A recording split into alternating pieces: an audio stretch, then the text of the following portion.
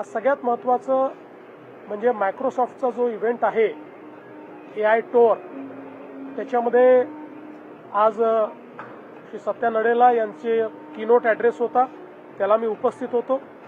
त्या कीनोट ॲड्रेसमध्ये त्यांनी महाराष्ट्रासोबत एक जो काही आपण त्या ठिकाणी प्लॅटफॉर्म तयार केलेला आहे क्राईम AI OS, त्या प्लॅटफॉर्मची फिल्म देखील दाखवली आणि आर्टिफिशियल इंटेलिजन्सचा उपयोग करून कशा प्रकारे आपण क्राईम कंट्रोल करू शकतो याचं जे महाराष्ट्राने उदाहरण तयार केलं आहे मायक्रोसॉफ्टसोबत, ते शोकेस करण्यात आलेलं आहे।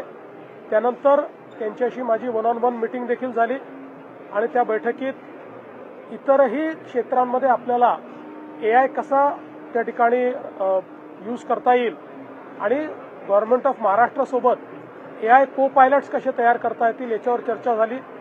विशेषतः सर्व्हिस डिलिव्हरी असेल, हेल्थ केअर असेल किंवा एज्युकेशन असेल किंवा ॲग्रिकल्चर असेल, या प्रत्येक क्षेत्रामध्ये आपल्याला कशा पद्धतीनं को पायलट्स तयार करता येतील याच्यावर चर्चा झाली।